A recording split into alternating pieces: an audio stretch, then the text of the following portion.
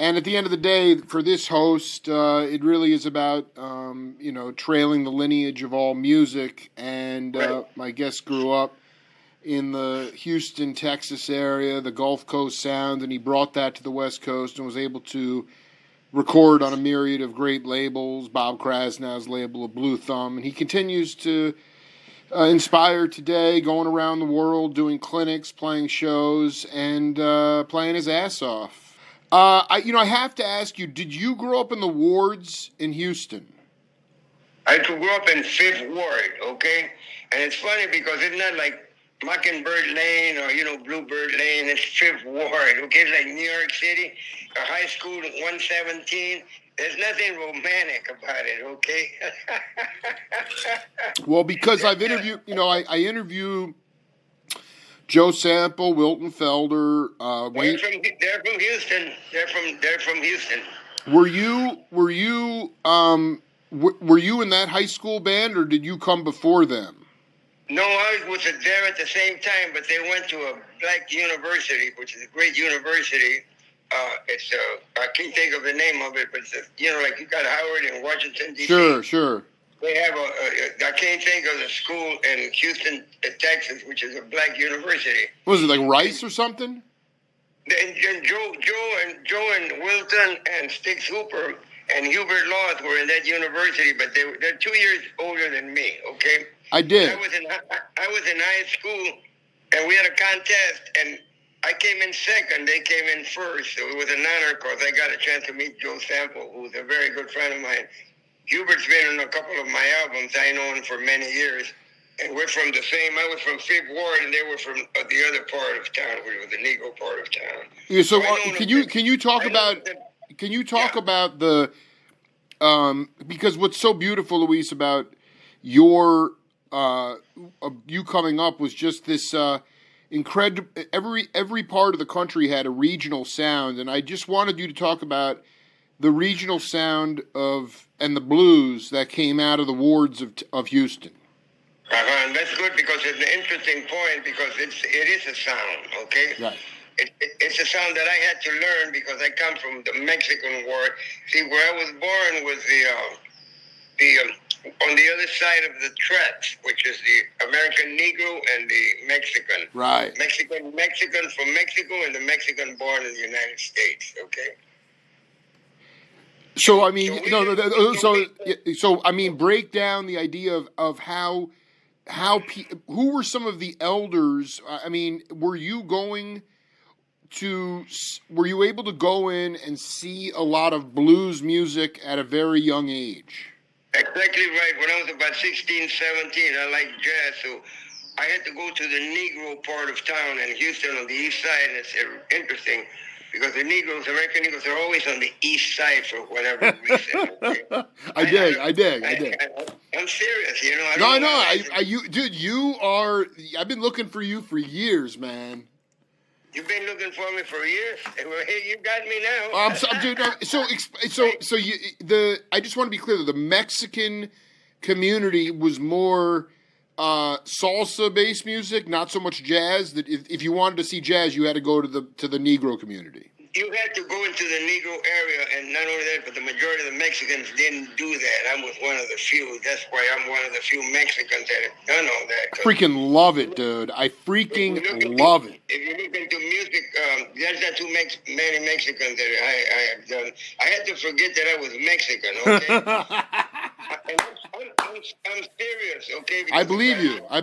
Because I was born in a very racist time, okay? Where the Mexicans and the American Negroes, I mean, they were the worst, okay? But I didn't have that concept because I didn't care about all that, okay? And if you get yourself into that ethnic hole, you got to forget about your ethnic boundaries, you know? You have pride in them. I'm proud to be Mexican, you know what I'm talking about? But that never got in my way because I had a lot of friends of mine that never made it because they thought they were Mexican. Right. And the racist thing stopped them. But, to get back into what we were talking about, I don't come from, there's no salsa in Texas, okay? So that's why when Jennifer Lopez and Mark, what's his name, Anthony, yeah, very wealthy. They spent about $15 million making a movie from a guy, what's his name? El Cantante was the name of the movie, right? I don't know if you ever saw it or not, but it didn't play well in Texas. It did terrible in Arkansas, North Carolina, because the people, a lot of the white people, they don't care about all that. They don't care about salsa, okay? Right. These people had enough money to throw away $50 million, on something that they liked, and that's part of being wealthy. You can do whatever you want at a loss, okay? Nobody likes to lose. But my point is, and I come from a land, the Mexicans, of polkas. So I come out of a polka generation, and also there used to be a great radio station in Mexico City, and I used to hear Luis Alcaraz, Pablo El Tuan Ruiz, Pres Prado when I was about 14, 15. Wow. That came out of Mexico City. So you were able to get a bleed-through radio station into Texas, into Houston. From Mexico City, because they didn't have no limits on the right. You know what I mean? And then there used to be another guy in El Paso, and he was famous. His name was Wolfman Jack. Remember? Yeah. Him? No. I mean, I was born in 1978, Luis. Well, I know who Wolfman Jack was, though. No, but this is. Let me say this. I taught school, and I was teaching rock and roll in classes in rock and roll in San Antonio, Texas, at a San Antonio City College. And this young lady, I was talking about Janis Joplin, and it reminded me about what you just said. She said, Mr. Gasca, Teacher Gasca, I wasn't born yet. I don't know who Janis Joplin is. And you know what I told her? I said, well, I know who Beethoven is, and he was born 200 years ago. That's. But I just want to be clear. One reason my show has had viability is because I've been able to really do in-depth interviews with my elders, and because it's a very different. I wanted you to talk about the vibe when you first walked into some of these. On the black side of town, sure. Were you embraced because you could? Well, it was. This Mexican guy came up to me. His name was Sammy Garcia in high school, and he said, "Luis, I want you to listen to it." And he had a record, and it was Miles Davis. Right. Alrighty, and that was it for me. To this day, that ruined my life. Same as this young lady sitting here with me, Andrea Silva. I ruined her life. Jazz ruined her life. I'm being humorous, okay? But what I heard Miles, first of all, I heard Maynard Ferguson, and being a trumpet player, I was astonished that somebody could play that high. But when I heard Miles, you didn't need to play that high. And then I started to listen to Miles more than I did to Maynard, and later on, I worked with Maynard for a long time. Not that long. But the point I'm trying to make is when I went to the black part of town, they had some outstanding musicians, like, for example, Ornette Cobb. Oh, right? My God, dude, ridiculous. He lived in Houston, Ornette Cobb. Illinois Jacquet is from Houston, Texas. That's right. Cleanhead Vincent, who's a friend of mine, and he passed away. He wrote 4. Ba-da-ba, ba-da-ba, ba-da-ba, ba-da-ba, ba-da-ba, ba-da-ba. And on the Miles Davis recording, Miles says that he wrote that song. Miles never wrote that song. That's right. It was at Cleanhead. No, I was going to say, there was many different... But listen to this, but Miles always sent Cleanhead the royalties, okay? Really? Oh, that's so classic, dude. Yo, so Miles wanted the credit for the song, but he sent, and then Cleanhead didn't care because Miles Davis was a giant. Oh my God, this is sick, dude. He was giving him the royalties, dude. He sent him the royalties, and not only that, but then there was another guy named out of Dallas, James Clay, who was with Ray Charles for years. Then Don Wilkerson from Houston, Texas. And many years ago, when Cannonball Adderley became great, and very well known, he got a contract with Riverside, so Cannonball Adderley could produce albums. So the first persons he produced were the Mangione brothers, Chuck Mangione and Gap Mangione. Yeah, I interviewed Gap. That was right. That was the first the Jazz Brothers album. But it didn't hit. So, but later on, then the other album that he did was the guy I'm talking about from Houston, Texas, Don Wilkerson. He's the soloist on "I Got a Woman," "Way Over Town" with Ray Charles. But he was outstanding. But he was strung out on heroin. And when he went to record with Cannonball, he sounded terrible. Alrighty. He didn't sound terrible because he played so good, but he wasn't the Don Wilkerson that John Cannonball Adderley wanted to have. You know what I'm saying? Oh, I mean, this is so far. I mean, by the way, which was it, like In a Silent Way or Four and More? Which miles period record did your buddy have? I'm talking about 1956. It was probably cooking, steaming. Wow, working. so that was real. That was a real bebop record. Well, that was not only that, but that was, it never entered my mind. Right. By that Blackbird. Right. And all that. The classic Mouse, and then later on it went into Sketches of Spain, right? Where Mouse got a little more, it went into a bigger budget, I think it went into Columbia. It wasn't Blue Note anymore. I think it was Columbia. Bigger budget, bigger everything. But then he kept changing all the way to the end, and every time he changed, I changed with him. I'm talking about in the listening sense, okay? I always liked what he did, and because everything that he did to me is classic, okay? Whether you like it or not, it's all classic, okay? All his albums are classic. And absolutely. That's hard to do. But then later on, because I used to go to the black neighborhood, the American Negro neighborhood, I still don't know what to call them, but they're my friends, okay? And I'm born next door. So I was 17, and I went to see this band coming into town because they weren't that popular. B.B. King, Ray Charles, Bobby Blue Bland, but because there was such a large Negro population, they didn't need to. They hadn't. You become famous when you break out of your ethnic barriers. For example, in Japan they like Santana, in China they like Santana, in Australia they like Santana, in Egypt. So when you break your ethnic barriers and everybody likes you, you become very wealthy and very famous. And not anybody can pull that one off, okay? So going back to 1956, the B.B. King, Ray Charles, they were only very popular in the Negro community. It wasn't until Ray Charles came and did the country western album, I Can't Stop Loving You, Born to Lose and all that Ray Charles became extremely famous because he got out of his Negro ethnic boundaries and became international. So besides all that, so I was very fortunate because all those groups, they weren't internationally known. They weren't even nationally known. They were locally known. Dude, that's a very, they were played regionally on black radio. Exactly right. Yeah. Exactly right. When you're regional, you're not national. You're regional. You start local, okay?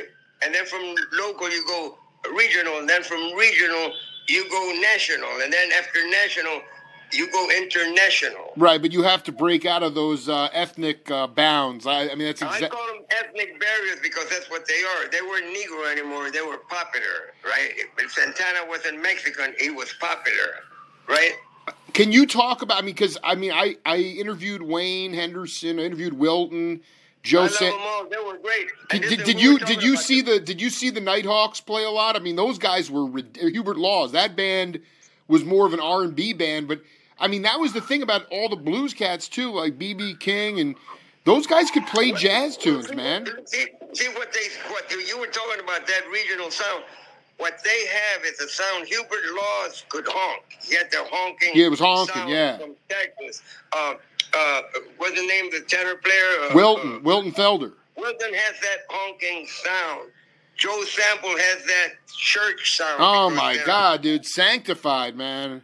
Well, and not only that, but they come out of that era. They actually come out of the church, okay? Yeah, but they come out of the Holy Rollers with like the preachers playing banjos and the tent revivals and stuff. And then that's why they have that sound, okay? Right. That sound comes from the church, okay? You know what I mean? That's coming. Ray Charles. Ray Charles got the organ. Actually, it was Jimmy Smith. Jimmy Smith got the organ out of the church and made it famous. Right. Okay. It was Jimmy Smith that did that because the only time you heard a BT organ or an organ was in church.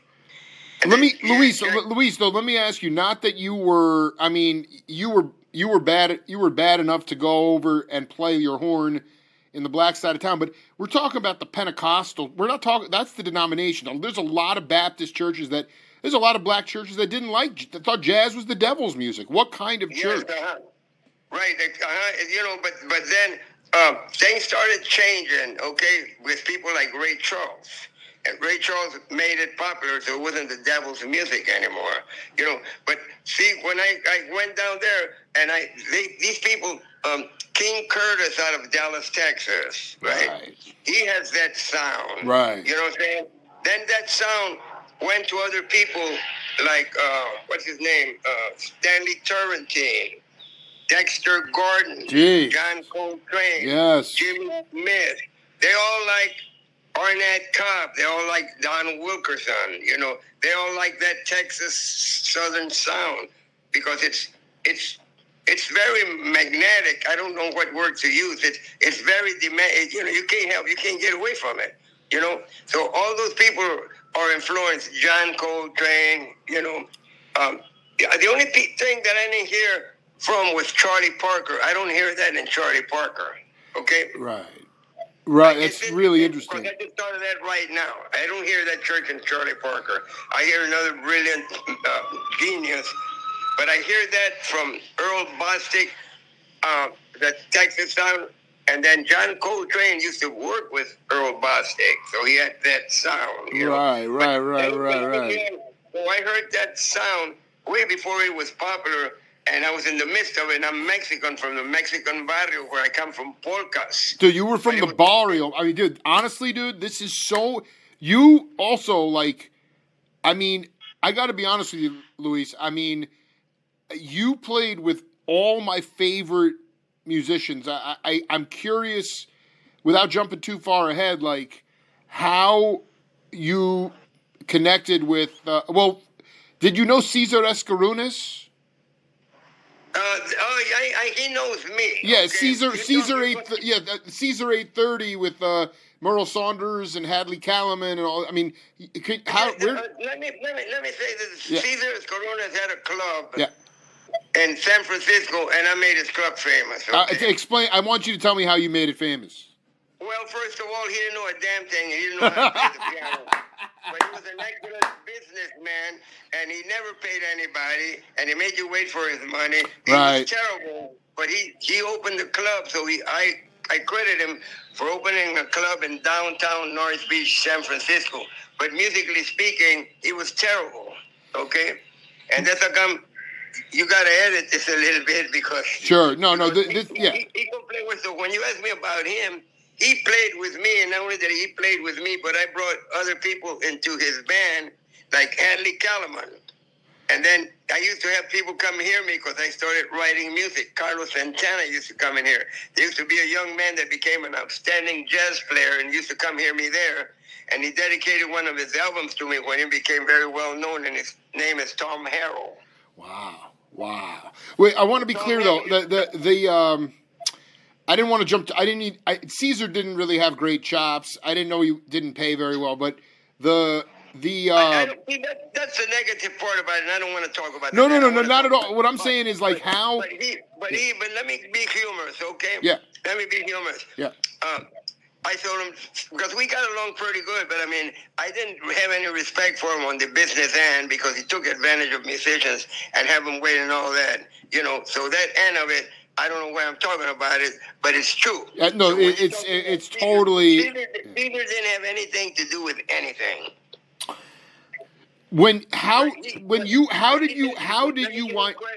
him credit for having a club, okay? And that club gave employment and opened up some doors to a lot of the people. Bob Seale came in later when I left and made an album that didn't make it, but I brought in Hadley Callman, and Carlos Santana used to come in there, you know, and it opened the doors, and the Mongo came in there. Wow. So I told him, let me be humorous, okay? I told him, Caesar, you know, you ought to run for mayor, because he was well known at North Beach, right? You ought to run for mayor. And he says, Luis, I'll never win, you know. This is another part. You know, I was playing with him, but you'll never win. I said, yes, you're not going to win, but everybody will know you're an egomaniac, so everybody will know who you are, you know, because you don't have to win, but the whole town will know who you are. I dig. The cat that I met, the cat I wanted. There's so many, but Victor Pantoa. Oh, the best, the best, the best. And I brought Victor in there and Carmelo Garcia. They're the best. They made my albums. What made them the best? Yeah. Okay. What made them the best because Victor was slick. Okay. There's different ways of playing the conga drums. You got Poncho Sanchez. He isn't slick. He just plays good congas. You have Mongo Santa Maria, which one of the greatest masters in the world. He wasn't slick. He comes out of Cuba. He comes out of Africa. Right. Okay. Right. So you know who was slick? Willie Bobo. Oh my God. Who recorded? You got to change your evil. You know, you got to change your dirty shorts. Baby. Yeah, that's it. That's he, dude. He was. You gotta Yeah. change your dirty socks, baby. I know. I think the song goes that way, doesn't it? It does. I mean, so Willie was slick. Why was Willie slick? Because he was Puerto Rican all the way. Eats rice and beans, could talk Spanish backwards, but at the same time, he was born in New York City. So if he never spoke in Spanish, you were talking to an American Negro. Damn. Damn. I'm serious. Very few people have that. This is exactly why I wanted to talk to you, man. This is deep shit, man. Victor Pantoja had the same thing. They're out of New York City. They're playing with Tito Puente Mongo, but on the other side, they're listening to Miles Davis, John Coltrane, Philly Joe Jones, Cannonball Adderley. So they were both, you know, and they were born in New York City, so they had the best of worlds. So they're American Negro. And they would never say that because they're Puerto Rican. We call them Spookericans, okay? If I can be Right, yeah, okay? yeah. That's what they call themselves, okay? So you got the slick side of the American Negro, but they're stone Latin. They're Puerto Ricans. And they're black. They were black complex. So Victor had that slick thing, and that slick thing went into Mike Carabello. Such an honor to bring back a cat who, I've interviewed John Hurd, and I've interviewed Mark Levine, and I've interviewed all these cats, and they, you know, the greatest thing about my guest, on top of just being a monster player, was that even with the producing sessions, it was so loose. People could just be themselves, and really what came of it was incredible fusion music, the likes of which we'll probably never see again. Thank God this guy is still here playing rock gigs, having a ball. Luis Gasca, welcome back to the Jake Feinberg Show. Well, thank you very much, Jake. I'm in Lima, Peru right now, and I had a wonderful evening last night. I went to a rock club where they had pictures of Janis, and I got up and I started playing Spontaneous with a friend of mine. Wow, they had pictures of Janis Joplin down there? Yeah, and it's very popular, and it's a rock club called the Rock Burger Club, right? It was funny, right? They had great food, great drinks, and they put a band together for me, and I got up and played a little bit with this gentleman named Yo-Yo Blue. Plays guitar. It reminds me a little bit of Lenny Kravitz, that type of look. I dig. But it had nothing to do with jazz. Today I do a jazz gig tonight, okay? And I'm very excited about it because I have a wonderful piano player, a trombone player that with Willie Colon for 8 years in New York City. Oh, my God. Well, this guy is a real deal, and it helps me a lot because he worked with me before, and he knows I Love Supreme. He knows like Canyon Lady from Joe Henderson, which I'll be doing tonight. Joy Ride that I recorded with Herbie Hancock on piano. So I send the music in front, and I send the papers, the musical papers, and then I send the audio. So by the time I get here, they've already heard what I'm doing, and they enjoy it because they're listening to Herbie Hancock and the late Jack DeJohnette, who was a wonderful, wonderful man. Oh my God, dude! A hero. I think. You know, Luis, I want to talk about the first. So, the first band that you toured in, did you go on the Chitlin circuit? Was it a mixed race band? I mean, this is before you got discovered by someone like Basie. I'm curious about the first tour that you ever took in your life. Okay, but before that, I'll answer that in a minute, but I want to say something before I move on, because we were talking about that sound coming out. Oh, my God, sound. Gulf Coast, man. You know, so when I was 16, I was 17, I've already mentioned that I won second place when Hubert, before they were called the Jazz Crusaders, but before that they were called the Modern Jazz Septet. That's right. With Wilton Felder, Hubert Laws, Stig Hooper, and Wayne. I don't know, Wayne. and Wayne Henderson. They were all from Houston, and I knew all of them.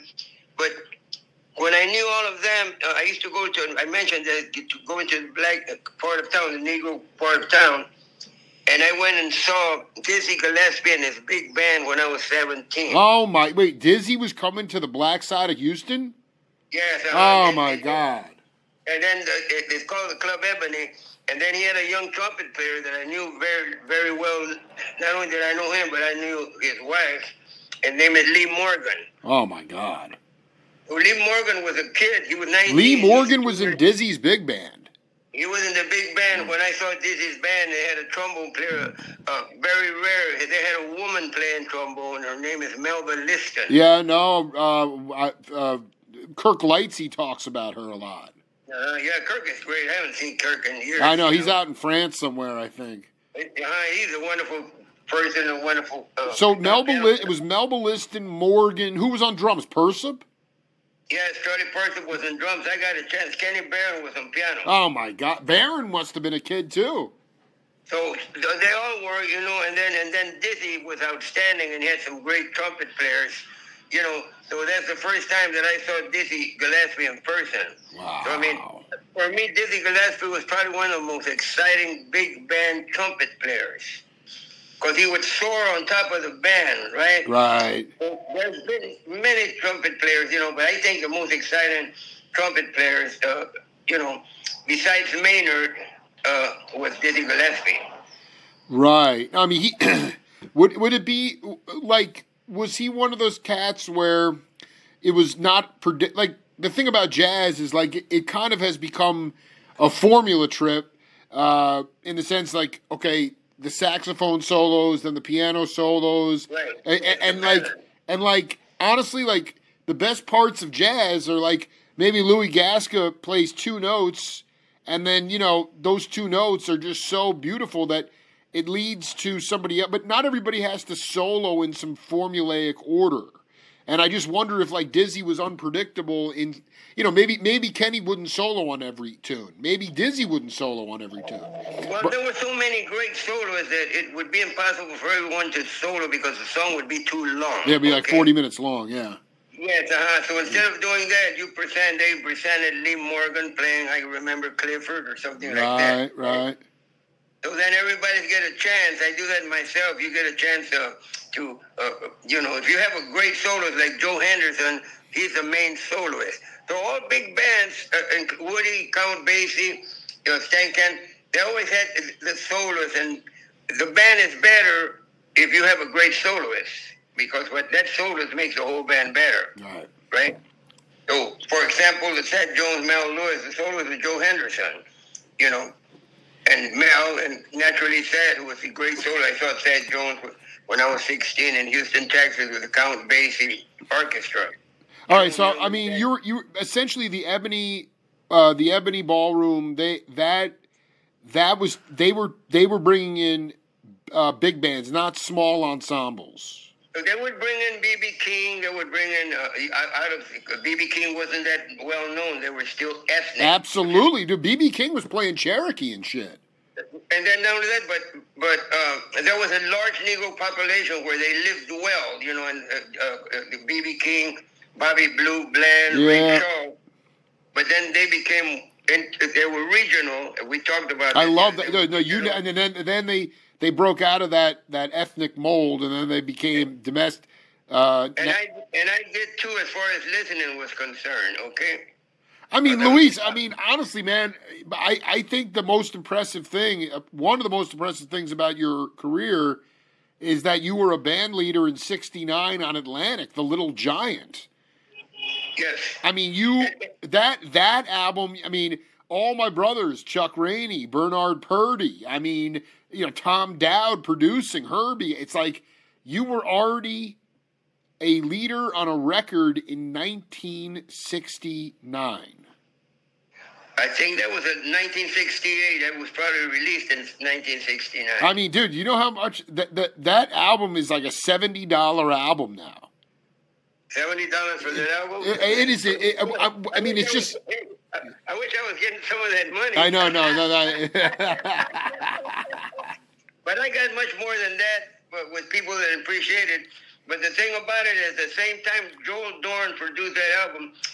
Next door to me, when I was doing that album, Joel Dorn was producing First Time I Saw Your Face with Roberta Flack, which is on Atlantic. That's right. It was. It wasn't Tom Dowd. It was Joel Dorn. That's what it was. Joel Dorn, And then, and he asked me, they wanted Mongo, and Mongo said, I'm signed to Columbia. I can't go with Atlantic, but take Luis. So Joel Dorn came out to me and said, Luis is going to record an album for you. I said, fine. I said, Joe, so we don't have to go round and round in the studio. What do you want me to do? And he said, you do whatever you want. So that was a wonderful words for me, because that way it gave me the green light to do whatever I wanted to do. And when we went to the studio, Herbie Hancock walked in, Joe Henderson walked in, Richard Davis walked in, Mickey Roker walked in, Hubert Laws walked in, Mongo Santamaria walked in, an unknown Lou Tabacan that I had been in the army with walked in, and then Joe Dorn turned to me and he said, Luis, you got all the very best. I said, well, Joe, what else am I supposed to do? Well, no, hold on. I want to be clear. These were all cats that got called from Radio Registry to do the gig. You didn't even know who was coming in. No, I selected everybody. I handpicked everybody. But you personally though, how many of those you met? You were meeting most of those cats for the first time? I knew Hubert Laws already. I had been in the army. That's right. No, you and Hubert were tight from Houston. And Hubert Laws, and then I knew Herbie Hancock before he went with Miles. You did? Yes, I used to play polkas because I come from a polka Mexican background. Yeah, we talked about that. There's no salsa in Texas. Well, there was no salsa in Texas. There still isn't any. No, I know. I mean, everybody knows who Tito Puente and Mongo, but it's not. I know exactly what you were a polka cat, man. Right, I know that, but I like the polkas, and then I had some good friends of mine that recorded that. Hey, baby, ¿qué pasó? I thought I was the only vato. Wait a minute, I got some help on Hey, baby, ¿qué pasó? Hey, baby, ¿qué pasó? I thought I was the only vato. Oh, listen to this. That's the Texas Tornadoes with Doug Sam. We did a hit called Teeny Bopper many Doug years ago. Sam, dude. Doug, Mendocino County. Holy cow. Right, and then there was a thing called Flaco Jimenez that recorded with Bob Dylan. That all comes out of Texas, and those are my roots. Okay? Right. But I mean, would you call that more like Mexican folk music? I mean, that's not. Yeah. Yes, that's Mexican folk music, and it's born in Texas, okay, and it's got its roots from the polka, and the polka comes from Germany, right? Wow. Boom, bop, right? Yep. So the Germans came into Austin and that San Marcos and all that. So the Mexicans, were used to the German accordion, okay? And a lot of people don't know that, but the accordion comes from Africa, okay? We all come from the motherland, you know? Oh, yeah, well, that's why, that's good, Yeah. That's why that music, that's why it's Africa, Cuba, or Africa, Brazil, That's right, that's right, yeah. And that's where the slaves used to come in. I mean, Luis, I just want you to paint the picture because, in today's world, I mean, like I said, I'm 47, my friends, some of them are incredibly, studio time is outrageous. There's so much overdubbing. Can you talk, like, were there any baffles during the Little Giant recording?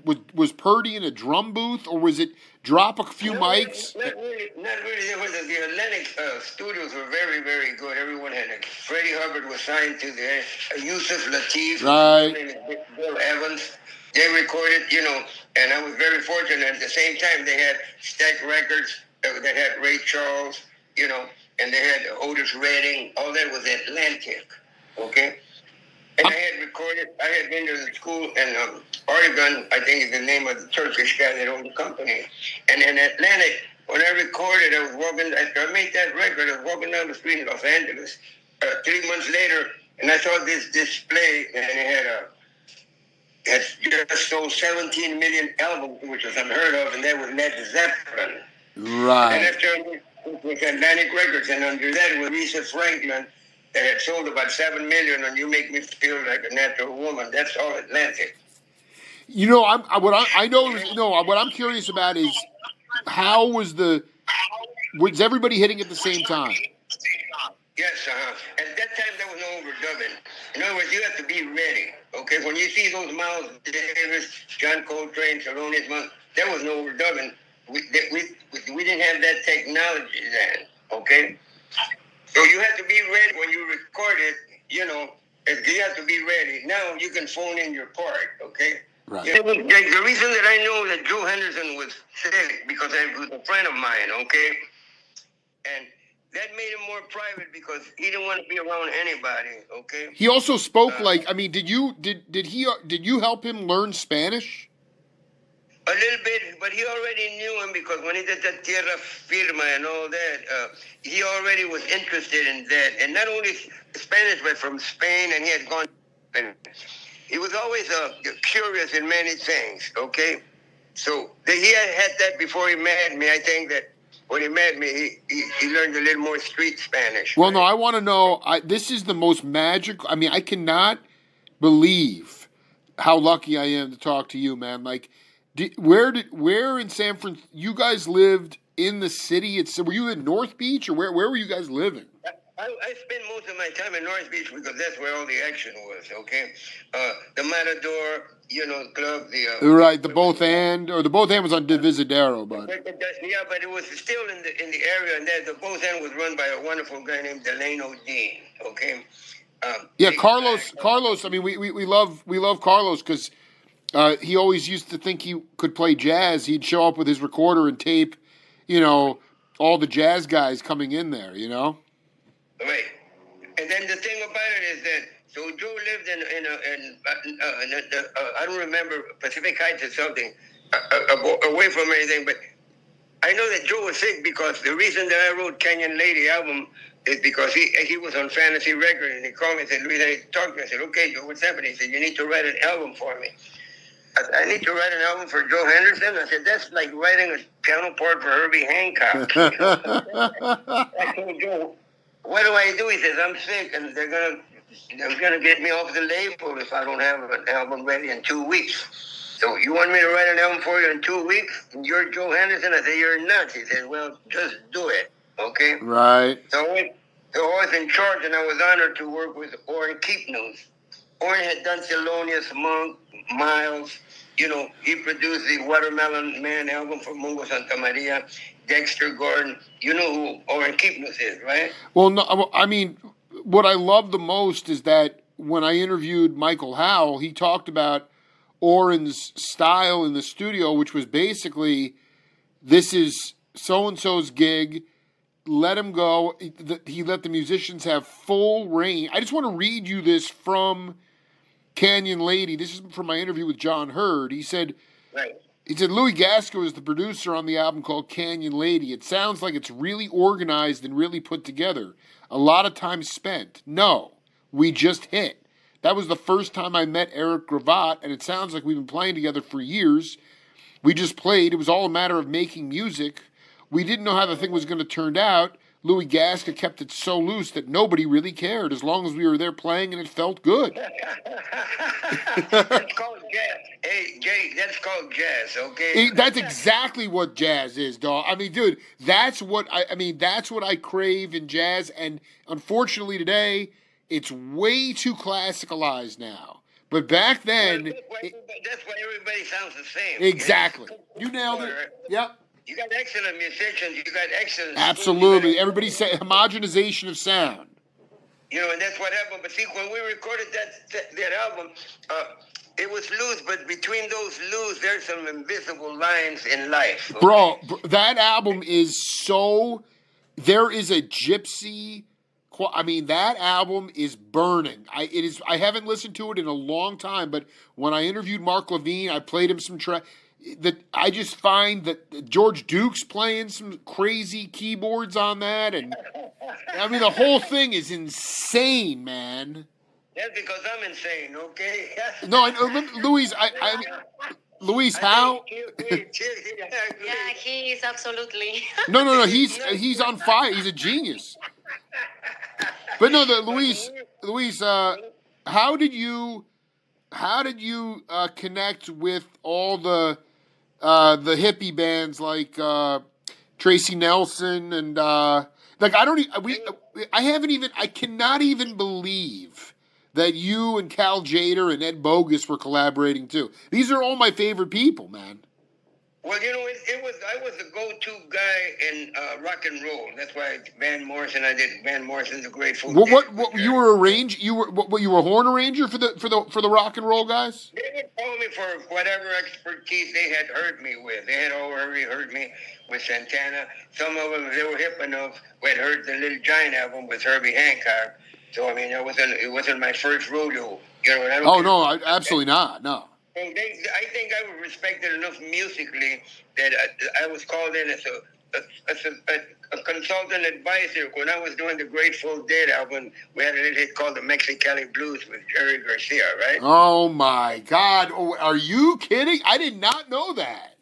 Yeah, I'm the trumpet player on that, okay? And I overdub had come in, so I overdubbed myself twice like a mariachi. You know,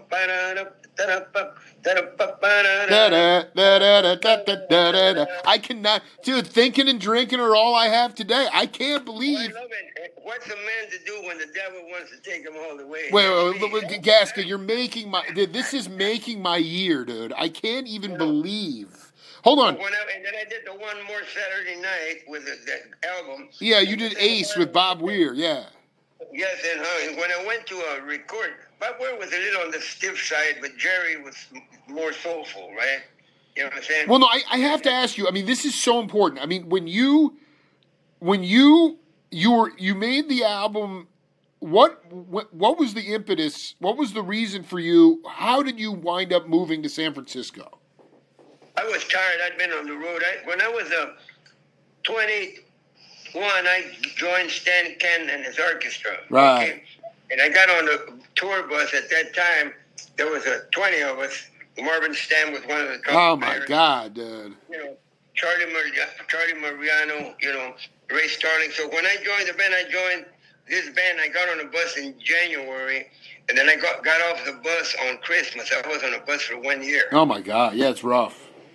You know, and that's, you know, and we traveled and we toured, and, you know, we went 8 hours a day, 6 hours on the bus, and our highlight was when the downbeat came down and there was 200 people standing in front of the bandstand listening to Stan Ken. Right, you had to learn to sleep sitting up on the bus. Yes, that's exactly right.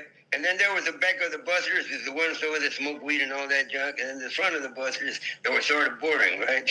Exactly. So you were burned out on the road, and then. Well, that was then. Then I toured with Mongo for almost 2.5 years, and I didn't go home for 2.5 years. Okay.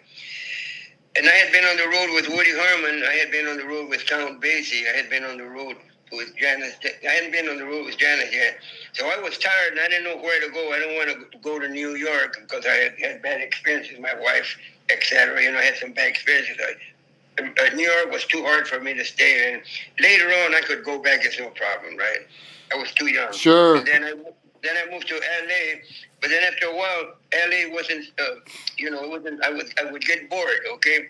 So San Francisco was perfect for me, and that's when I went to San Francisco, and when I got there, I went to Caesars. You was talking about Caesars. So that's when I became a leader, because I had been a member of Stan Can, Woody Herman, Mongo, you know, Count Basie. I had been in many places before, but when I went to San Francisco, I became a leader instead of a member of something, and that includes for those who chant, the things that I did with Cal Jader. So I was a leader of this, and then this when Lenny White and Stanley Clarke and all that came into being.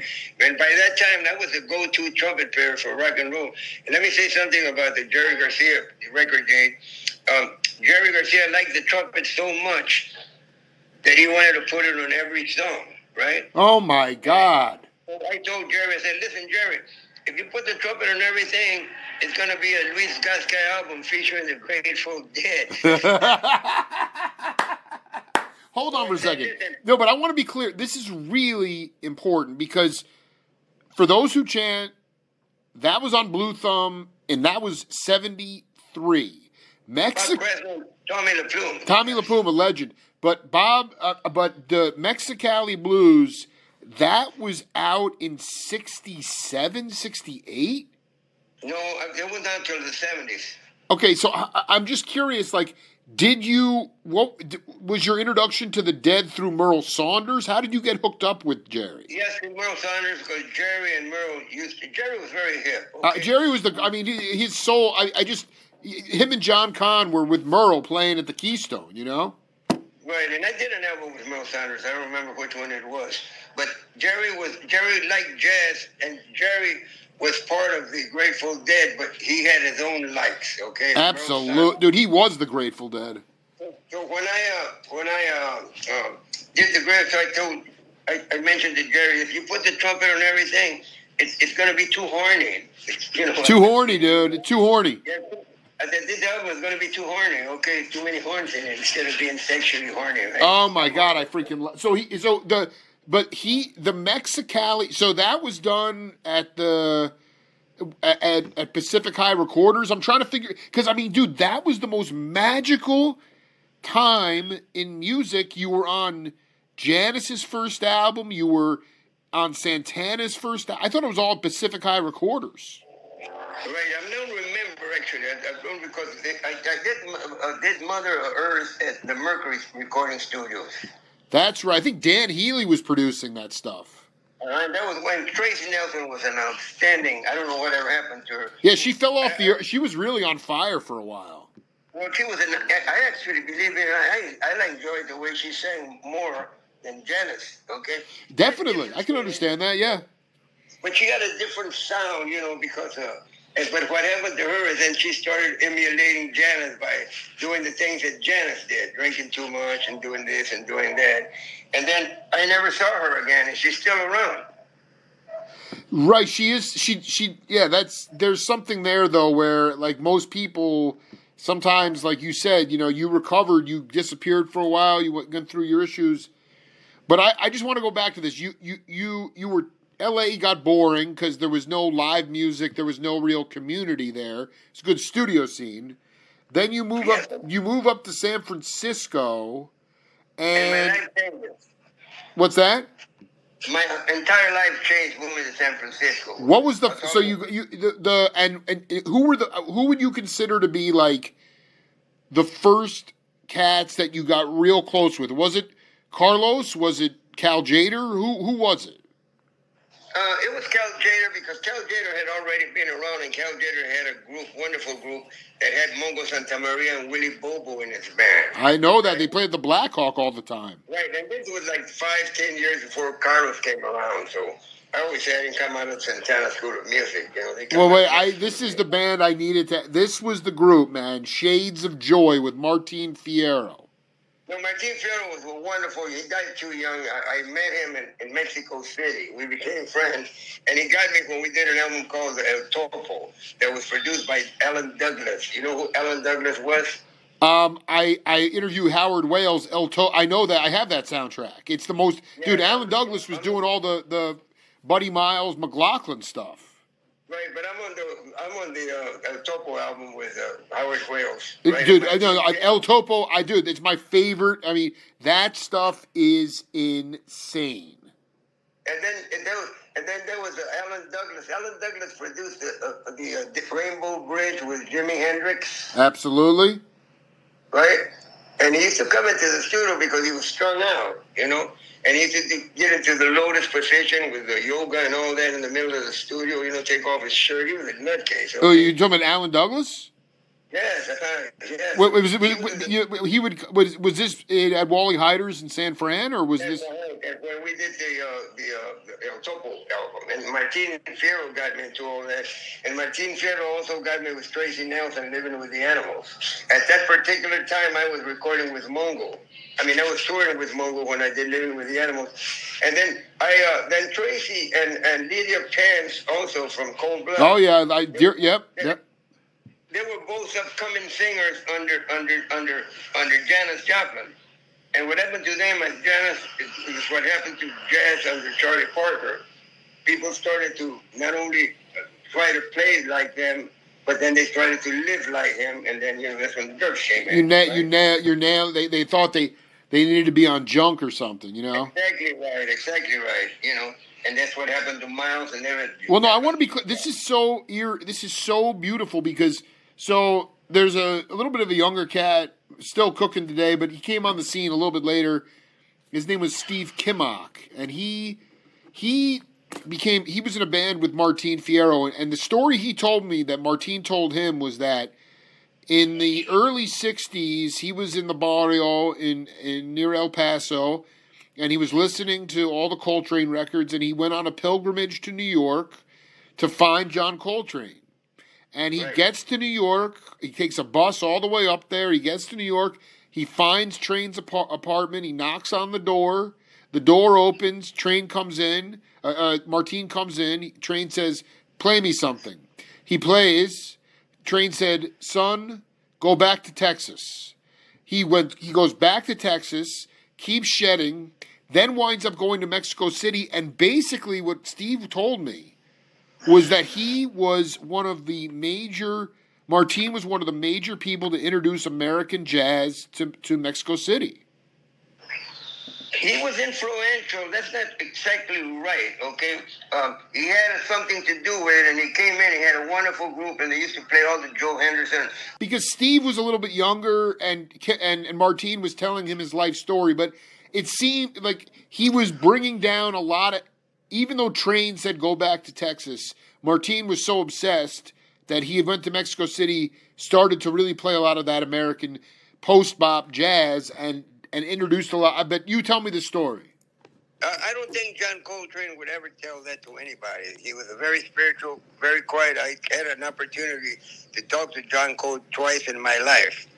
Right, Martin was probably trying to spice up the story. Explain your conversation. Sometimes he put a little cream on the tacos, too much cream on the tacos, right? Of course he did. No. Explain what the conversations you had with Train. Well, I talked to Train with Charlie Mariano, took me to Birdland to listen to John Coltrane with Jimmy Harrison. I saw Train many times. I was studying in Boston at the time, so in the 1960s, I used to hear Miles and Train and all that. Oh, my God. Martin came in, but John Coltrane would never tell someone to go back to Texas. He was too spiritual. He would maybe tell him. Yeah, Martin was throwing too much cream on the tacos. That's what he was doing. Yeah, he put too much cream on the tacos. Yeah. Okay, I like it. Yes. So anyway, he got to Mexico City, and he did a wonderful job in Mexico City by putting a group and playing a lot of the Horace Silver, just a song from my father. Oh, my God, dude. Martin could play that Joe Henderson so good, man. And he loved Joe Henderson, but when he got to Mexico City, there had been jazz in Mexico City 10 years before Martin even got exactly. there. No, I dig. I was there part of that 10 years before. And they had Tino Contreras, Vitamina. They had Tommy La Negrita. They had Del Kennedy. They had this wonderful, wonderful trumpet player that sounded like Clifford Brown. And his name is Freddie Guzman. He got kidnapped, and he was off him. He was killed. Friend of mine. Are you there? So anyway, he played like Clifford Brown. So way before Martin came in, you know what I'm saying? There had been jazz there, But then he came to San Francisco, and he did wonderful. But Martin didn't have any real. Martin was all street, okay, which is all ear, and that it only takes you so far. You're nailing this. That's why Garcia and they loved him, because he was in a band with Jerry, because Martin was so soulful. It was all street, and I still felt like he really projected a deep. Even though he had a little Indian part of him, I always liked that he was part Indian. Okay, that's right. And that Indian, but he never had any formal education. Right. So he could never join Count Basie. He could never play with Woody Herman. Right. He didn't have that type of reading chops. Right. He was limited because of the street. And listen to this, because I truly believe this. I believe that the best musicians, I think I'm a little part of that. If you can, the street is necessary because it allows your ear. You learn by ear the way the musicians used to Now everybody has a computer on the piano. Fuck that. Everybody has to learn by ear, man. Ear, man. And that's how Miles learned. That's how Train learned. That's how Chet Baker. We'll talk about Chet in a minute. Yeah. Because his ears, and he's like Ray Charles. He could hear a rat piss on cotton a block away. Wait, this is really important. Explain your conversations with Train. Well, when I met him, I didn't say too much because Of course not. What did he say? He didn't say too much, and that's why I liked him because, less is more. Yeah, I mean, what did he have to say? I'm in the presence He of didn't need to say anything. Yeah, no, I get it. Okay, less is more, okay? Less is more. So when I went to meet him with Charlie, I went with Charlie Mariano, and this was a great bass player. His name is Wilbur Ware. Oh, my God, the filthy... Wilbur Ware was in the house, and John Coltrane was playing. And I went and saw Wilbur Ware talk. And at that time, Wilbur Ware had his left hand messed up because he'd injected heroin. And he had a wrong vein, so his left hand got paralyzed. Oh. But he could play a little bit. I was at Birdland, and Trey was playing. I was 21 years old. And I had a white shirt on, starched. I clean starched white shirt. He went up to John Coltrane and said, John, can I sit in? And John didn't want him to... John was a gentleman. He didn't want him to sit in. He said, well, talk to Jimmy Harrison, and if it's all right with my bass player, you can sit in, Wilbur. He went and talked to Jimmy Garrison, and Jimmy Garrison didn't want him to sit in because he knew that he was sick. And he didn't look that well. He had a shirt he'd been wearing for 4 or 5 days. Okay? Right. So that was a good way to get him off the bandstand and say, well, you need a white shirt. We're all wearing white shirts. So it was just an excuse. So Wilbur Ware, who I already knew a little bit, came over to me, and guess what I was wearing? A white shirt. It's like, so can I borrow your shirt? He said, Luis, do me a favor. Can you lend me your white shirt? And I'm looking at his shirt. He's been wearing it for 4 days. Oh, my God. So we go into the restroom in New York at Birdland. I take off my white shirt, give him my shirt, all right? I put on his dirty shirt, right? And I listened, and he goes to Jimmy and says, hey, Jimmy, I'm wearing a white shirt, right? So Jimmy couldn't say anything, right? So they played a song for half an hour, so you can imagine how soaked my white shirt was. Oh, my. He got off the bandstand and came back and gave me this limp rag, which was my white shirt. You understand my drift? I mean, this is the greatest. This is the greatest story ever. I put on that limp, wet rag that used to be my starched white shirt, and I don't think Jimmy Harrison liked me too much after that day, right? He never knew who lent him the white shirt. But do I know John Coltrane? Have I seen him? Yes, I got a white shirt. I used to have a white shirt to prove it. But he wouldn't tell Martin that go home and practice the Texas. He would never talk that way. Well, I mean, right? I think though, I would assume the one part that is true is that Martin left the barrio in El Paso and went to find John Coltrane. Yes, and that part is true. Yeah. Okay. But he had limited, let me finish talking about the street. Go ahead, yeah. So you can have plenty of street. But I had a lot of street. That's what I am. Street dude. I mean, you are the street master. Dude, But that's the whole point is that... But listen to this, Jeff. Yeah. Then I went to Berkeley for a year and a half. So that gave me formal education. Yeah, but you didn't graduate. You didn't need to graduate.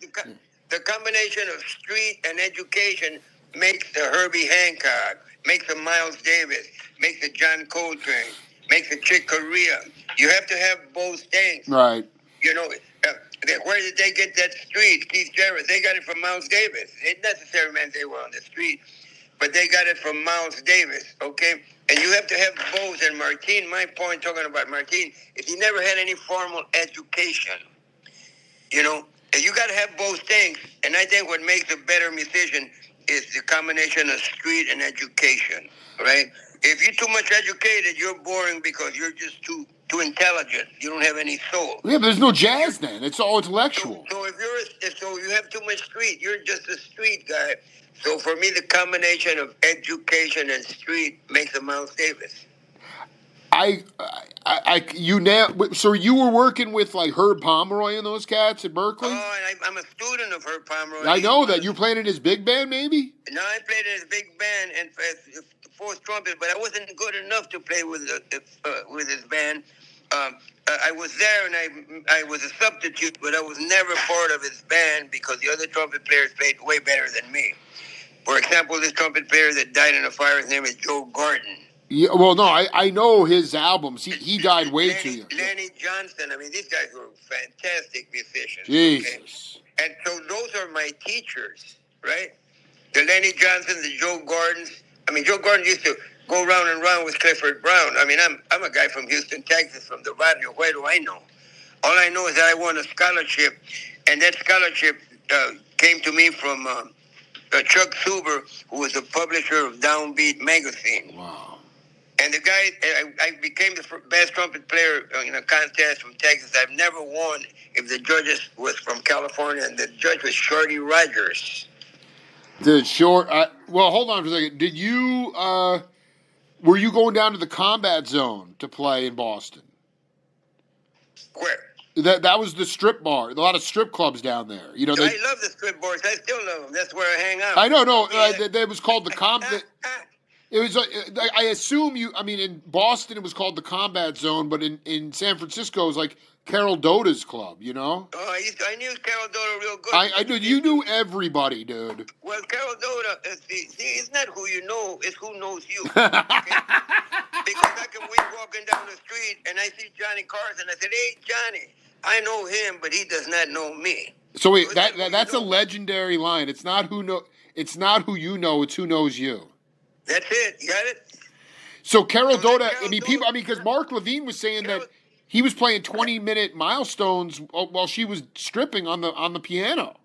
And not only that, but Carol Doda came to talk to me because she was the biggest hooker in San Francisco, and she had a strip club.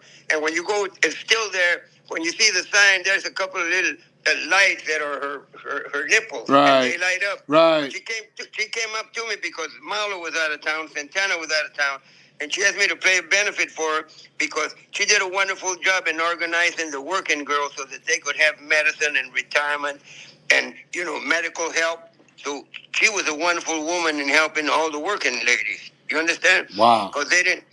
She sort of formed like a little union. For I girls. dig. And that was because San Francisco has always been ahead of many, many other places, right? With the gays many years ago, right? You know what I'm saying? Oh, totally. Now everything works. There's no problems now with women and blah blah blah. No, blah, there's still plenty of problems, but San Fran's always been way out. Yeah. Well, and that's why I liked it because it's jazz and it's freedom, okay? And Mouse came in, and Basie came in, and Train came in, and McCoy came in. Oh my God! Wait, this is so insane, dude. I mean, you were there at the most. First of all, when you got out there, were you the right place at the right time? Well, timing is everything in life, and then like you said, the combination of street but I mean, I remember and education, right? And it's funny because and that's what Martin didn't have. He had nothing but street, so he could never go with bases because he didn't have the education to read. But what he did a great job. Okay, I'm using Martin as an example. And the reason that I had that education is because I went to Berkeley School of Music on a scholarship from Chuck Suber, from Downbeat, and I didn't even know where Boston was, and I hated it because they didn't have any rice and beans.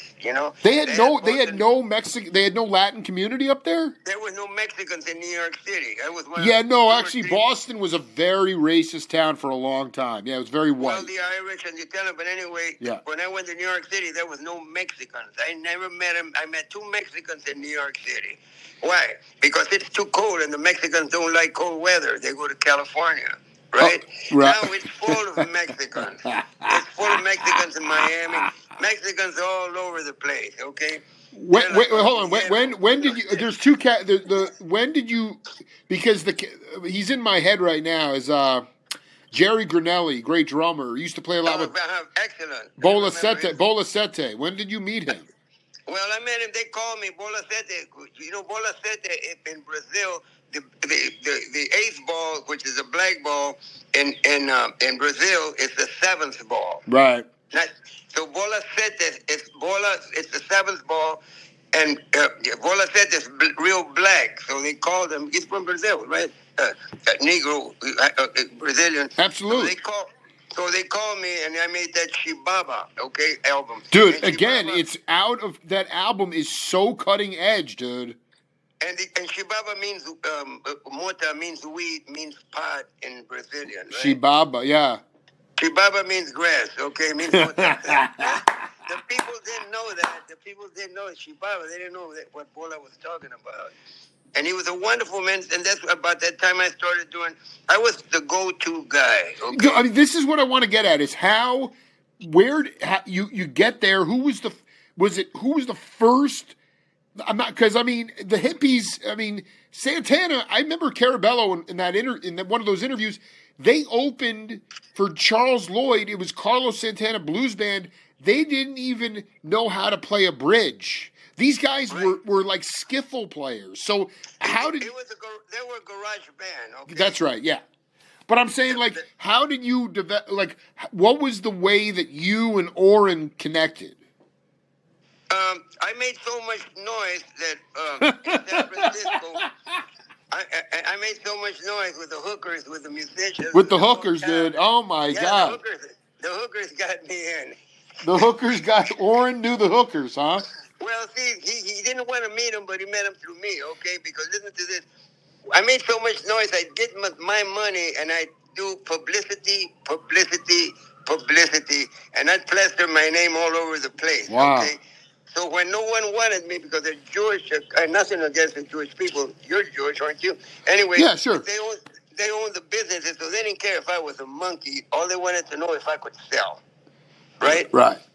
That's all, and I like that, okay? It was realistic. It was brutally honest, and I like brutally honest because you know where you're at. Nobody's absolutely, dude. So anyway, I made so much money that Fantasy Records with Santana and Malo and all that Fantasy Records came looking for me. Hold on, I want to be clear. Wait, let's just stop right there.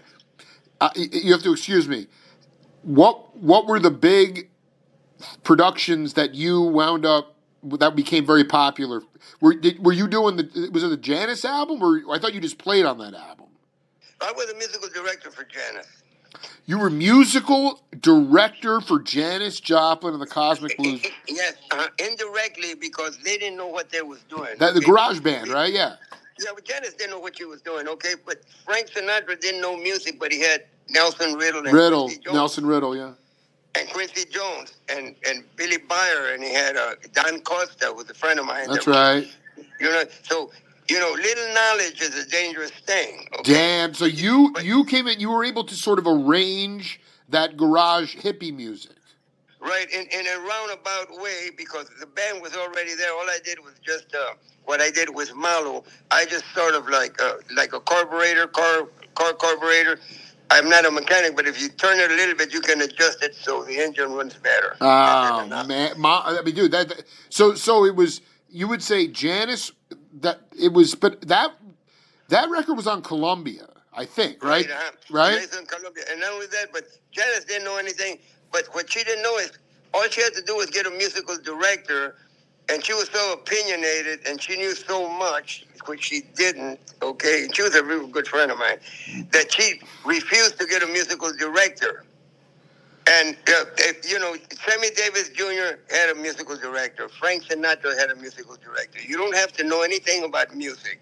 Luis Miguel, this famous singer in Mexico, he has a musical director. That's what makes you better is the people behind you. Right. So Janis didn't know that, so the rehearsals were a complete mess. We had to rehearse 8 hours and nothing would be done. Where were you rehearsing? Where was the rehearsal space? Down in the what do you call it, in the Vitadero area. Okay. And then so for example, rehearsals. I have to today in a little while at 6 o'clock. I have an hour to rehearse and play in front of people, and I've never met these musicians before in my life. Yeah, but that's the best. That's jazz right there, man. Well, no, but not only is it jazz, but I know how to rehearse a band. Okay. Right. I know how to do that because I learned from Herb Pomeroy. I learned from Count Basie. I'm the product of all the musical. I mean, it's ridiculous. It's ridiculous. I'm the product of Tito Puente. I'm the product of Mongo. I'm a product of Dan Canton. I went to all these universities as an analogy. Okay, so you got to have a musical director. You know, you don't have to know anything about music. All you have to do is buy brains. Little knowledge is Stop with the no. Like, give an example of, because you do know music, and you took the sort of garage aesthetic and turned it into popular commercial music. Right, because for example, the garage is Big Brother and the Colden Company. Yeah. I'm not belittling anything, but it's not like the greatest, No, musical. no. You know, if I want to learn rock, I'm not gonna listen to the Big Brother, who I personally know a little bit and like. Sam Andrews is all gone, but that's an analogy. And when I went to Berklee School of Music, there was another young man that had got that scholarship that year, and Berklee had 900 students. When I went to, now they've got 5,000, right? So the other student that I met that first day, and we went to see Thelonious Monk that night, was a guy named Joe Zawinul. No way. Weather Report. And not only that, but you mentioned it before, and the drummer on my album, the first drummer, you know who the first drummer was for Weather Report? Yeah, hold on, Eric Gravatt. Exactly right, okay? Yeah. And then we opened, and then they got rid of Eric Gravatt because Eric wanted more money, and they didn't want to pay Eric. They brought in Al Muzon. Right, Al Muzon was an excellent, he died not too long ago. Yeah, he was so freaking amazing. And he was a wonderful He guy. lived in Spanish Harlem for a long time, too. Right, and he always dressed so good. He used to wear that little hat, French. He looked like a French parade. Hold on, I want to be clear. What year was Berklee for you? 67? 69. 69? I thought that was... No, whoa, 59. No. You were not there in 59. That's when I was there. I got out of high school in 58, and I was in Berklee in 59. So it was called the Schillinger House, right? Yes, they had just changed from the Schillinger House, and Quincy Jones studied at the Schillinger House. That's right, because he put out an album. So who was in that class? Zawinul, Gasca, Gravatt? Bob James. Bob freaking James, dude. In my class was Toshiko Akiyoshi. Yep. Bob James, Joe Zawinul, and the teacher was Herb Pomeroy. This is... The other student listening to this was Arif Mardin. You know who Arif Mardin is? Yeah, the best, Atlantic ridiculous producer. Hold on. He did The Average White Man, and he did Donny Hathaway, For All We Know. Who were some of the rhythms? Who were some of the drummers out of there besides Gravatt? Now, Gravatt wasn't there because he was too young. He was too young, yeah. No, he wasn't there, but the drummer was Alan Dawson. He was a student at that time? No, he was a teacher. He was already a teacher. Okay. I'm talking about like you and... That was the only person that I don't remember that became names was Bill Chase, trumpet player that later on had a group named Chase, and he died in a car. Oh yeah, I remember that guy. Yeah. So Bill was there. Joe Zawinul was in school for about 3 months because he got called to go with Sarah Vaughan. Right. Who were some of the... Hold on a second. So when he went with Sarah Vaughan, then he left Sarah Vaughan, and then he went and he had a hit called Mercy, Mercy, Mercy with Cannonball. With Cannon, yeah, with Cannon. And then after Cannonball Letter, he did Weather Report with Wayne. And when they signed with Columbia, I went to their party. They invited me. They're good friends of mine, okay? Oh, my God. And this is before Jaco Pastora. And before, oh, my God. Wait, hold on. Were you jamming with Zawinul back at Berklee? Very little. Yeah. Because he was a very elusive. He's from Vienna. Oh, yeah, very elusive cat. Believe me, no. You know what's funny is that you're in Lima, Peru. And right. One of my I haven't talked to him in a minute, but he is my soul brother. And the most amazing drummer percussionist with Weather Report was Alex Acuna. Oh, I know Alex real good. He's from Peru, man. No, I know that. I know that, but he's got that Indian look of a Peru. Yo, man, he is he's indigenous cat, man. Indigenous. You know, when I saw a bartender yesterday when I had pisco. the bartender, and he had that Peruvian, and he reminded me of Alex Acuna. Alex Acuna, man. When you said, Acuna, yeah, I made an album that never came out. I had some friends of mine put some money behind me, and I won't talk about the details. No. I had Tom Breckline on drums at Chick Corea. I had Nathan East, Abraham Laboriel. Oh, my Stanley hero, Clark, dude. Stanley Clark, John Patitucci, all on the same album. And I had Freddie Hubbard, Tito Puente, Victor Feldman, Tootie Heath on that album. Hubert Laws, Ronnie Laws, Dave Valentine, Dude, this is absurd. This never came out? Chuck Finley, Gary Grant, Jerry Hay. I got to send you my Gary Grant interview, dude. No, he was wonderful. He just passed away. I know. So much. But anyway, that album never came out because I was sick. I'm going to be in San Francisco after New Year's for a day or two, and I'm going to see if I can find that album. It has Tito Puente and Freddie Hubbard. And the funny thing about it, I'm the leader. So when you're the leader and you have Tito Puente and Freddie Hubbard and Hubert Laws and Victor Feldman and Tootie Heath, how do you think I feel? I mean, the thing, because I've interviewed Stanley and Lenny and Michael Shreve and Greg Rowley and I want you to just talk, because this seems to be the nexus here of this insane garage band, but then / Latin funk rock, where you had not Malo but Azteca. Yes. Azteca. Paul Jackson, man. Paul Jackson. Well, this is a fast story, okay? Yeah. Herbie Hancock left Miles Davis, and he was living off the royalties of Watermelon Man, but he wasn't a big name. And his royalties from Watermelon Man allowed him to have a little band, but they're making $400 a night. Absolutely, I know. Yep. He's making $300,000 a night now. I'm not $400, but $300,000, and he deserves it. He doesn't even have to work anymore, okay? So anyway, he's a good friend of mine. I see him occasionally. But anyway, Herbie came to San Francisco. And I had done 3 albums with David Rubinson at Columbia. Oh, my God. When I lived in New York. So 4 years later, fast forward to 4 years later, I'm in San Francisco, and David Rubinson is at San Francisco. So we knew each other. He said, Luis, go listen to Malo. Here's $1,000 and come back and tell me how they sound. I came back and I said, they sound terrible. So I brought in Victor Pantoja and I brought in Coke Escobedo. I did all the trumpeter work, and we had a hit called Suavecito. And not only that, but that guy, I'm doing a concert real fast in January, and the guy that sang Suavecito and wrote it, he's coming in for his concert for me. I'll give you the details. Oh, my God. This is so... Hold on for a second.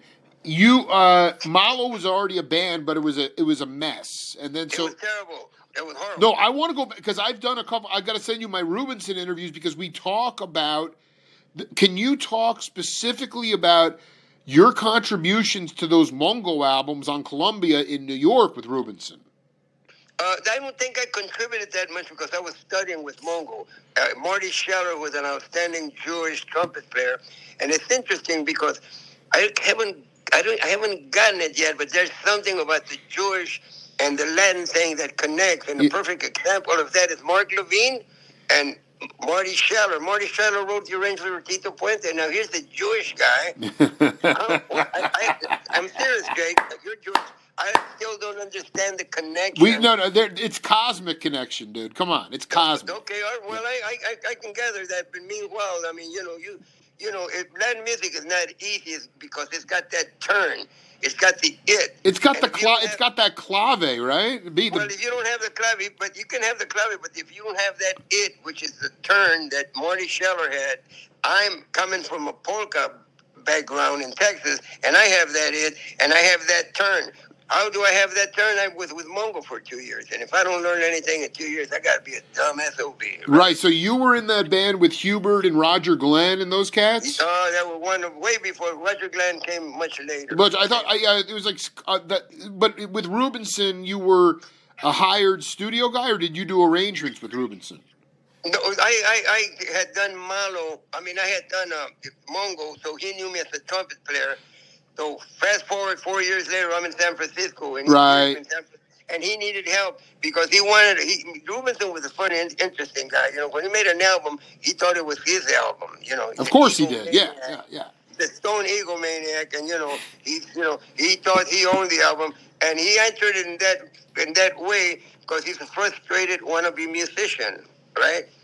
So anyway, he hired me, and he gave me $1,000, which is about $10,000 right now, to go hear the band. I came back and I told him the band sucks, and he jumped on my ass. He said, "Luis, that's why I don't like to work with you professionals. You guys know everything." And I said, "You know what, David? You just embarrassed the shit out of me, and I bugged the hell out of me. But I'm going to work with you on that album, and it's going to sound like a piece of crap. So when the album comes out, it says produced by David Rubinson." That's right. On Warner Brothers, yeah. So he said, "Wait a minute, what do we do?" I said, "Bring in the conga player. I'll do all the trumpet work. Get rid of the trumpet player because he can't play. He hated me forever, Roy Murray, and he's a wonderful trumpet player, but he wasn't good for what we was doing." We did the hit. So I brought in the photographer. So I did everything because they were kids. So I said, let's put the pretty boys in front, and we put the hired guns in the back. And I'm a hired gun, okay? Let's sell. And it became a big hit. The second Malo album, they called me and they wanted to give me less money. I said, wait a minute, we had a hit and you want to give me less money? I said, there's better trumpet players, there's worse trumpet players, but you're going to change your winning formula. Don't change Coca-Cola. That's right. Yeah, you just don't. David Garibaldi, I'm just going back to one of my interviews with him, and he was in a band with Mickey Hart and Zakir Hussain, Planet Drum, and after 1 year, Mickey wanted to get rid of Garibaldi, and so he fired him. But Zakir's like, Mickey, you can't do this. The gigs are great. The music is tight. We have good chemistry. Why fix it if it's not? That's good? what I'm saying. But I So mean, anyway, I want to be clear. In Malo, in that Suavecito, it was timbale, conga, bongo. Was there a drummer or just percussion? Yeah, it was the drummer, Richard Spurlick. Yeah, I know, I've interviewed him. Richard yeah, right. And then anyway, when we did this thing, then so they called me and I said, listen, I'm going to give you guys 4 years and then you're going to bottom out. The first album sold gold, 500,000 units. The second album, they didn't have a hit because they got rid of the trumpet player. And they didn't get rid of me. I got rid of them, okay? So they got rid of the singer who had the big hit. And they had an excellent album, the second album, those which has Francisco Gallavea, Tom Harrell, they all followed me, okay, because I had brought them into town. But anyway, the point I'm saying is the second album, it went from 500,000 albums to 190,000. Holy shit. So on the third one, they sold 80,000. So we're going from 500,000 units to 80,000. What does that mean? That means that you're not selling. Right. You know why? Because they didn't have la, la, la, la, and they didn't have, I never met a girl like you in my life. Now, a girl hears that and she'll go out and buy the album. But if she hears these great musicians, she could care less. No, I know the album that's on, it's like that brown one, right?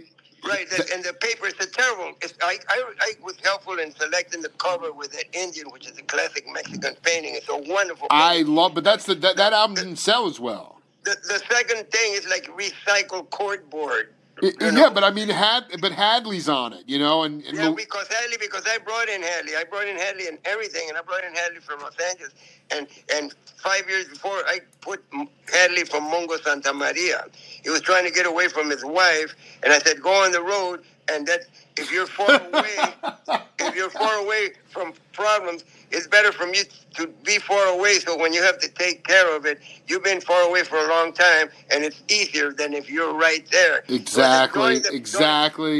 So a year later, when Hadley got off the road, his wife had found a lover, right? So. Well, no, because I mean, Hadley was also. He was also strung out sometimes, Well, he was towards the end he wasn't strung out. He had gone to prison, and he was in prison in Texas, where what's the name of that great Joe Pass had been? Okay? Synanon. In Fort Worth, right? And Hadley had been there too, and I think Hampton Hawes was there too. Hampton Hawes. The point I'm trying to say is, so Hadley went on the road with Mongo, and then that allowed him to separate from his wife. And then it was easier for him to separate because they had been distant instead of him being right there arguing and fighting every day, right? Totally. So Hadley followed me, and one time I said, Hadley, come in, let's make an album with Santana. 3 months later, he got a check for $22,000, and so did I. And he always said that I bought his Volkswagen, you know. He always said that I bought that car for him. Later on, he went with Azteca, and he went with everybody else without my help. By that time, Well, I want to know that I don't want to lose this thread here. So this is very interesting because you're nailing this. Herbie was making royalties on Watermelon Man, but Mike Clark and Paul Jackson and Vince Denham were over in Oakland doing funk thing, and then there's Azteca. Right, and let me say, so Azteca is a product of me bringing in Lenny White, me bringing in Victor You brought in Lenny White? You brought in Lenny? Well, I didn't bring it. No, I bring in Joe Henderson brought into the Delano's Dean, the both hand. Right. So they were playing, and Joe Henderson, I went and talked to Joe. Joe, I'm recording. Can you make it? He says, yes, Luis. But I'm working with a group, and I got Lenny White and Stanley Clark. Oh, I didn't my know God. who they were. Now, do you think you can put them on the album? Because they need to work. So that's how Lenny White and Stanley Clark got on my album, because Joe Henderson asked me if I could. For those who chant. Yes, exactly right. And I knew who Lenny White was because I listened to Miles, the Bitches Brew. Right? That's right. Lenny, Yes, that's right. So I already knew who Lenny was, and it was, but no one knew who he was, and not yet. And no one knew who Stanley Clark was. They became the biggest thing in the world 5 years later when they went with Chick Corea, Return to Forever. That was the other thing, is that my dear friend Greg Rico talked about you holding jam sessions at On Broadway. All right, on Andres, is a wonderful. Andres, that's Andre. Talk about Andres, man. Well, Andres, I used to run the club. I went up to this guy, and he was real smart. His name was Bernie, and he looked at me and said, "You're wearing Joseph Rudy's shirts, tailor-made shirts." Yeah. I said, "God, this guy is good." And he said, "You're wearing the tailor-made suits." And I looked at this guy and I said, "You're picudo as hell. For anyone to know what I'm wearing, you got to be slick." So his name was Bernie Arriaga. And he had the club, and he was doing good. I said, "Look, Bernie, why don't I bring music in here?" And then Mike Shreve lent me $2,000. Mike Carabello lent me $2,000. I brought in Carmelo Garcia, and I could pay him. I brought in Victor Pantoja. I brought in Hadley Kellerman, and I brought in Richard Commode from Janis Joplin and taught him how to play da-dum-bum-bum, that turn in Latin. Oh, my God. So next thing I know, I opened the door, and Sly Stone is in there with a wonderful tailor-made black suit, not all that clothes, and he looked very handsome in a dark suit. Sly Stone, right? And then I looked over there, there's Carlos, then all the Santana band sitting in with me, and then one day I opened the door, and it's Nina Simone. No way. Nina Simone, I said, "Come on in, can I do anything for you?" And she's grouchy as hell, and I left her alone, right? You know what I mean? But everybody came in there, and I had one time the governor came in. There was 10 motorcycles upstairs, and it was Jerry Brown, okay?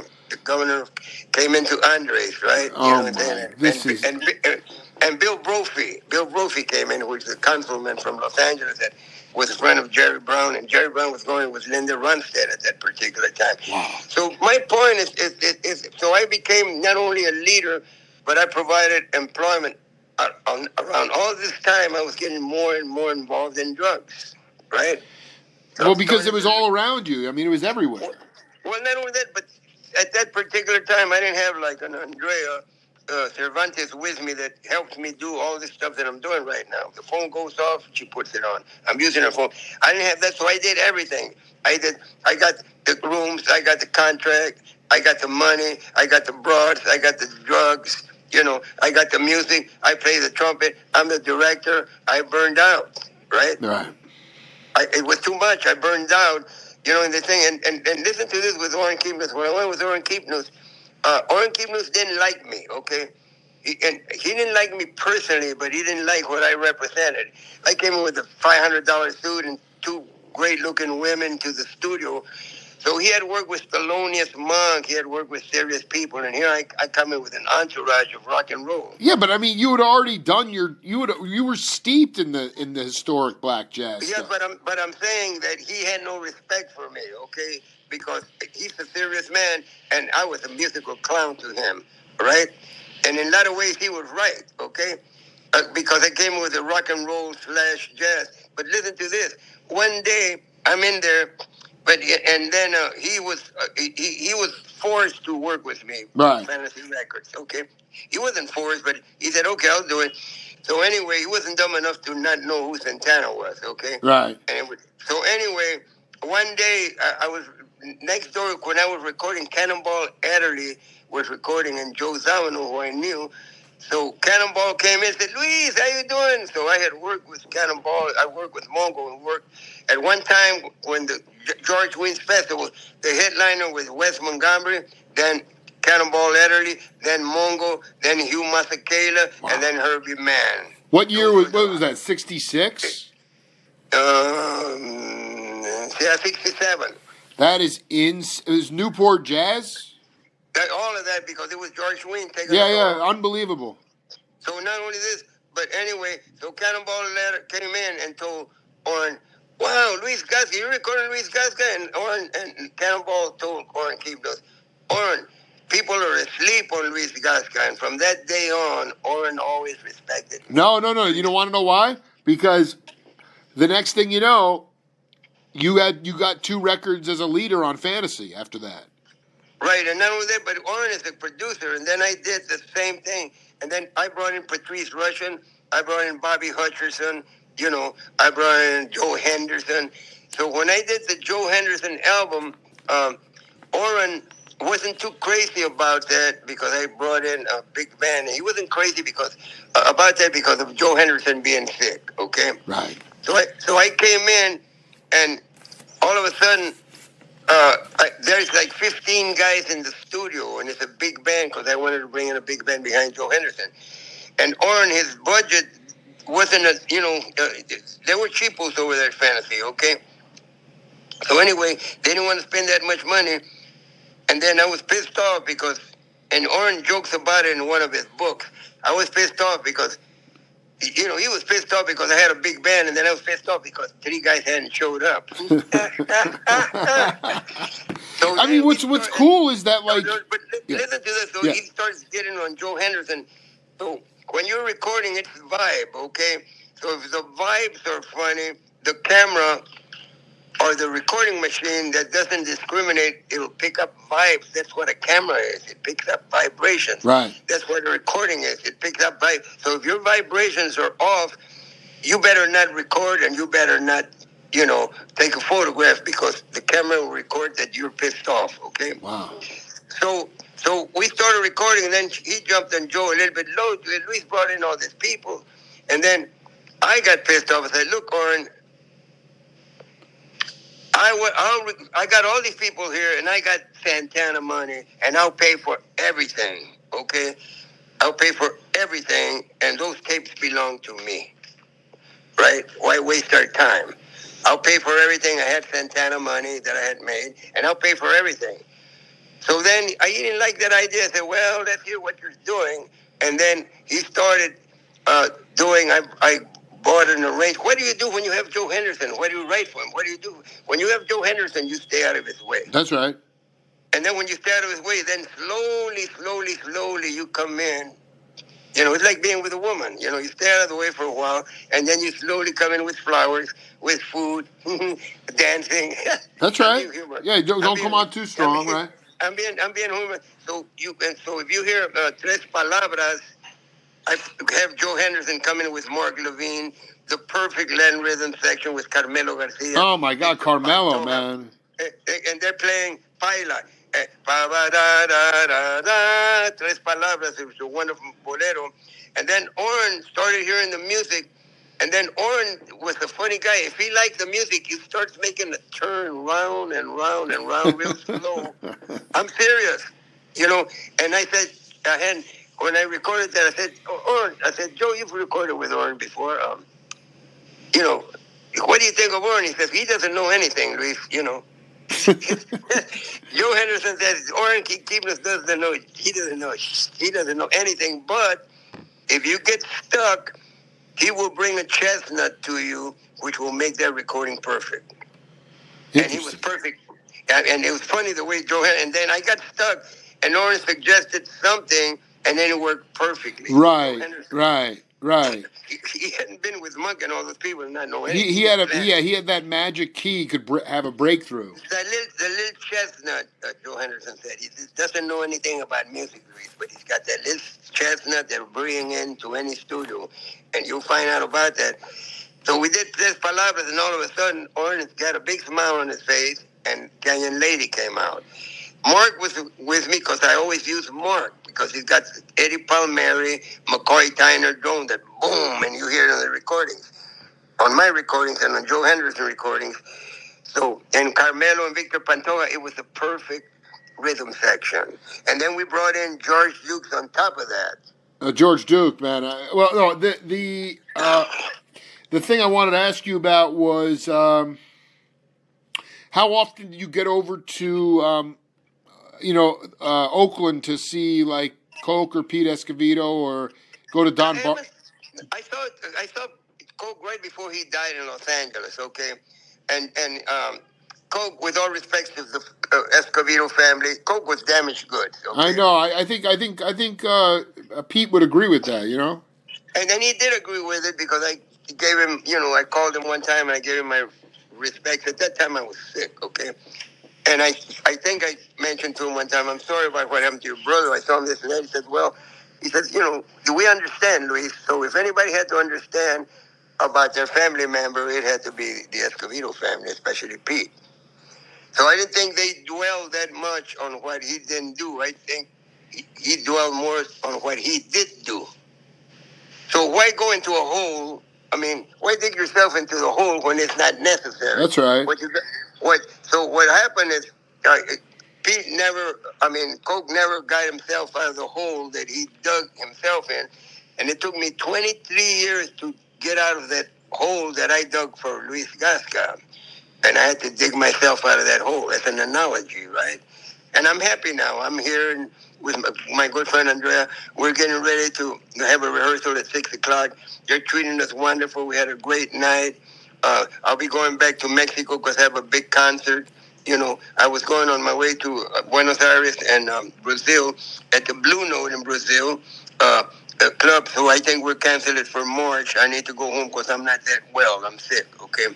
I'm not that sick, but I'm not doing. So I need a little breather and I need to regroup. But we've had a wonderful time, and the people have been wonderful in Guatemala, and the people have been wonderful in Colombia, and they've been wonderful here. And tonight I finished the tour.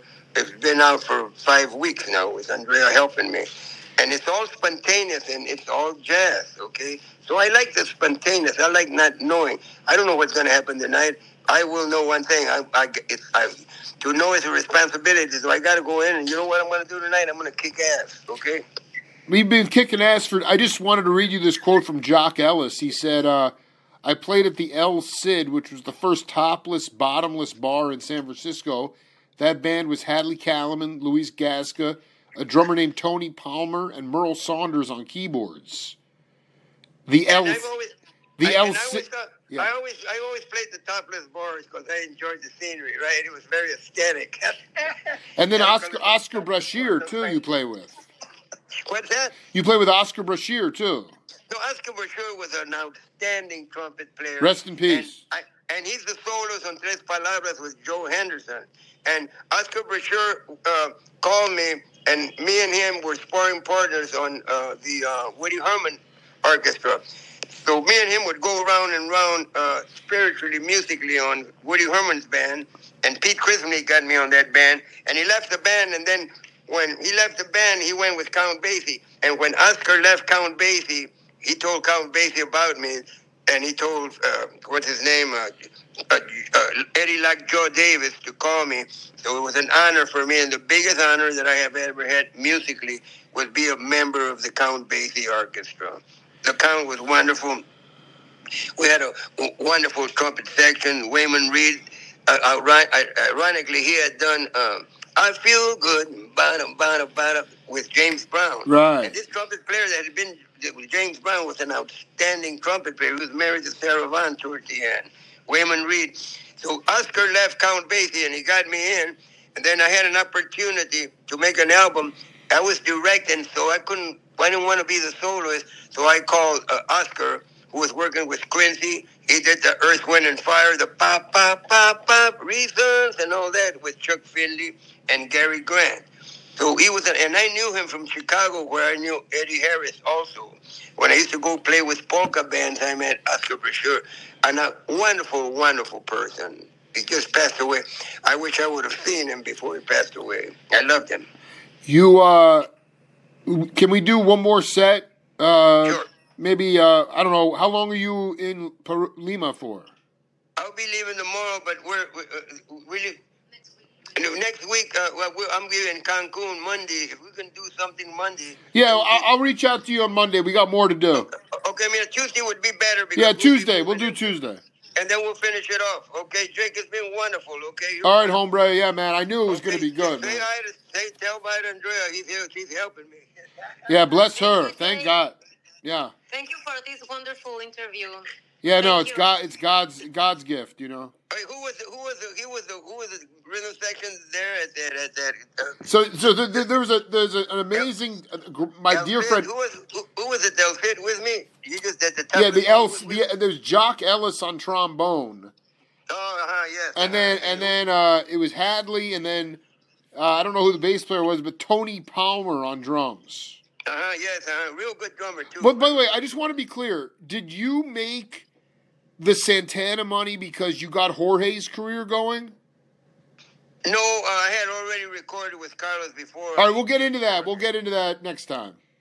Okay, all right, bye. All right, man. Bye.